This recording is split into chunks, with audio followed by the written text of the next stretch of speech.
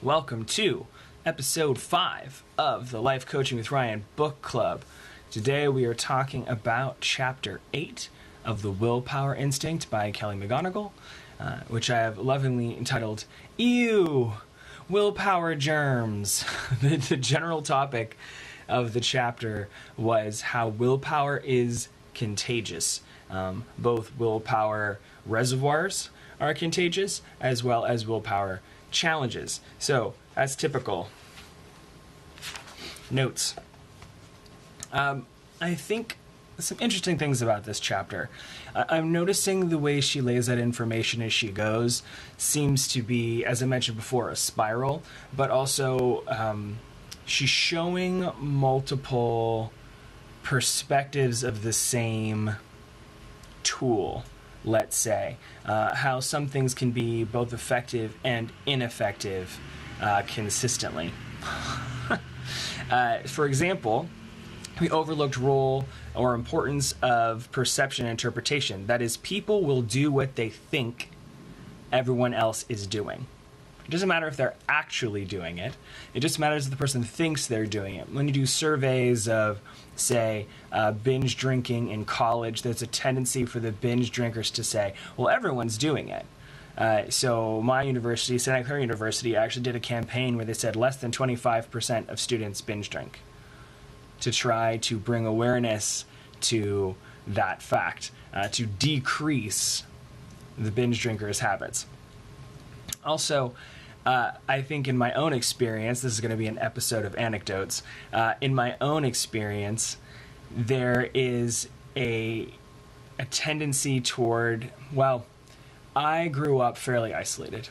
I wasn't quite a social pariah, but I didn't have a lot of friends. And I think not having a lot of friends actually gave me a type of immunity to what the crowd was doing. I didn't associate myself with the group.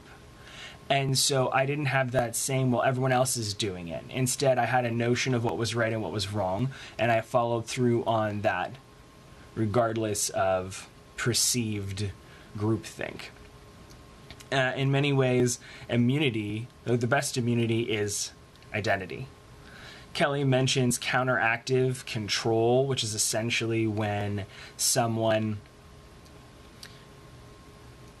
acts out seeing their willpower challenge in someone else by reacting with control. So for example, let's say I have a goal of weight loss and I see someone indulging in cake, right?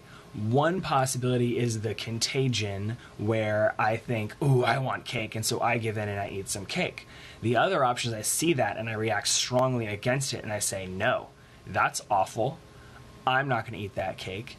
I'm going to have self-control because I identify with my goal of losing weight.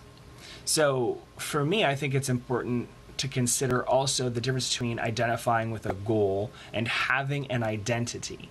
There's a difference between saying, I am planning on losing weight, identifying with the goal of losing weight, and that's key for you. Like if you do that when you wake up in the morning, whatever else. An alternative is, I am someone who eats healthily. That would be an identity. And I think for myself, my own experience, having an identity is incredibly powerful. It avoids a lot of the willpower failures and control issues because it's simply how you walk. Now, there are challenges and downsides to that as well, because identities can change over time. And if you have a fixed identity, there's a risk of when you fail to follow through, like you eat something that's unhealthy, there's an inordinate amount of guilt and shame, and it can cause a lot of breakdown and questioning. So while it could be incredibly effective, it can also be quite a challenge. Another point she brings up is that role models, for good or ill, are incredibly effective. So I saw this in my classroom all the time. There would be a student who would be doing the wrong thing, which would allow another student to think, oh, I can do the wrong thing, which would allow another student to think, oh, I can do a wrong thing.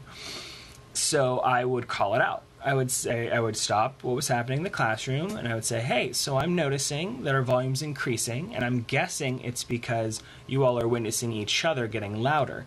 So what I need you all to do is when you see someone get louder, that's the cue to you to go, how loud am I being? Do I need to be quieter? To shift their perspective and shift their awareness. Calling it out, I thought, was very important.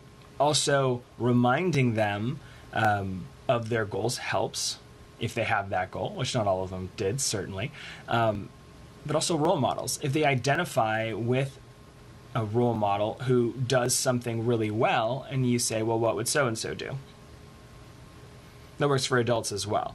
Thinking of someone who you admire and you respect and the type of behavior they enact can help you enact that same behavior. It really works. Statistically, it works. And let's talk a little about pride and anger versus shame and guilt. So Kelly talks about social emotions and how effective they are. It's hot self-control. Instead of the cool self-control of using the prefrontal cortex and considering your goals and making a plan, hot self-control is using emotions. So when you have pride, you're thinking about how people are going to look at you for doing the right thing and feeling good about that. Anger, similarly, is acting against something. These are evolutionary. They have a purpose. Yeah. So when we want to be a part of the tribe, we want to be successful because being rejected from the tribe means death and isolation. Death by isolation specifically.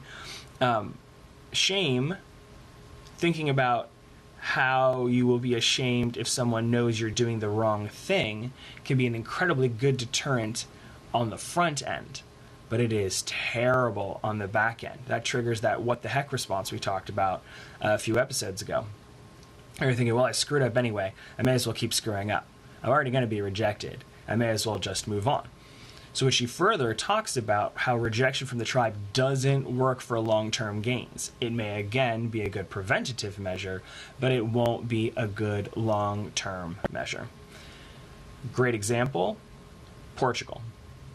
They completely revamped their drug policy. They decriminalized drugs and instead built a net of services where you say, okay, you seem to have a problem with cocaine. Let's help you with treatment.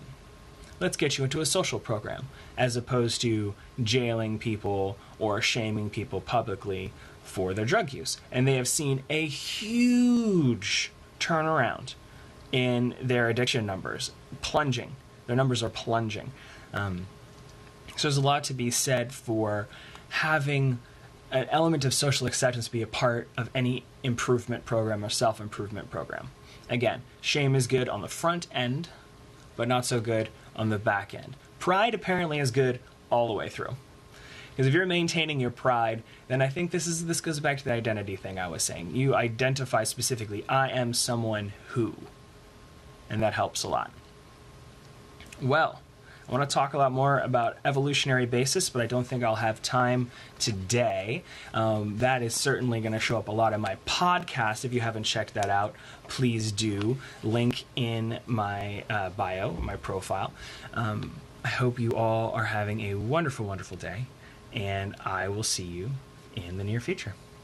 Bye.